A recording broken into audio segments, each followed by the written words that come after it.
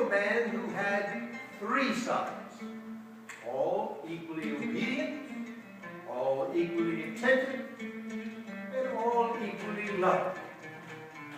So, depending on which son he was with at the end of the long day with the fire dying in the grate, he promised the ring to each of his sons.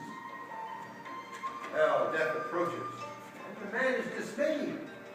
For now he knows that 2 of his sons who have trusted him completely must be denied.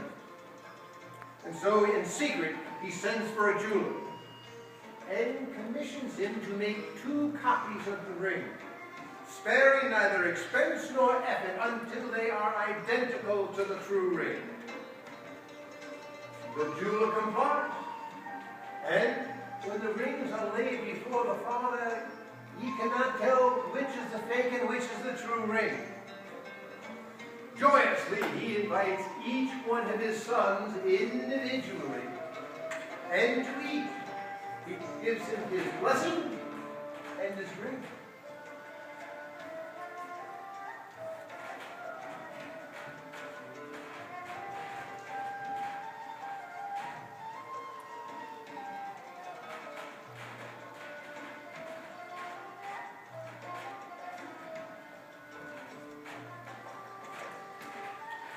And so he dies.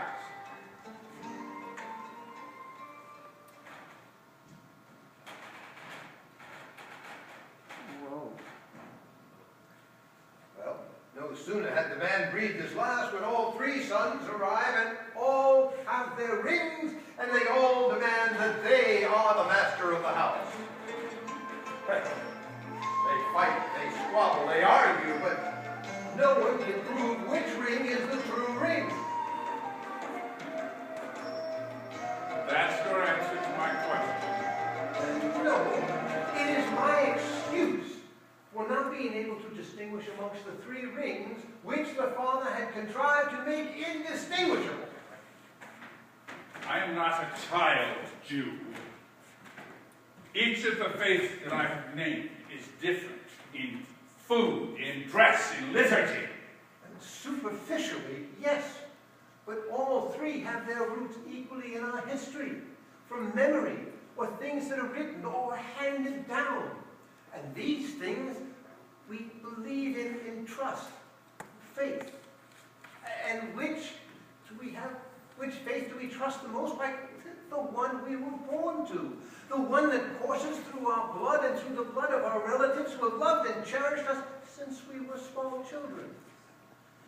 How can I trust my ancestry any less than you trust yours? Or demand that you denounce your ancestry simply to vindicate mine? Agreed. But you still want an answer. So we'll return to the 3 rings. The brothers are unable to decide which is the true ring, so they take their case to a judge. And each makes a sworn statement, stating that they received the ring from the hand of their father, and that their father would never deceive them in this way. So as much as he loves his other 2, it must be one of the other brothers to blame. But what did the judge say? That is what we want to know. The judge said the only way I can resolve this case is that you bring your father to testify in front of a witness stand, which you cannot. Or that the true ring come forward and make a statement, which seems unlikely. So I must dismiss this case. But I have heard that this ring has the power to make you wearer beloved by all men and by God. Therefore, which of the 3 of you is loved the most by others? Or is each brother only in love with himself? And if that's true, then you've all been deceived, all the rings are false, and the true one must have been misled. Very good. The judge went on. If you still wish a verdict, you must go elsewhere. But I will give you advice if you will take it. Accept the situation for what it is. Each of you has a ring from your father. Vie with each other to prove your ring is the true ring. Buy with charity and kindness and understanding and with deep humility before the love of God. And if after 1,000 years the power of your ring still shines through to your children's children's children, then I will summon you again before this court. A wiser judge than I will preside, and he will give you his verdict.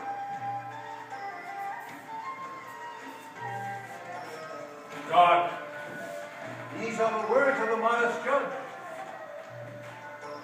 God is merciful.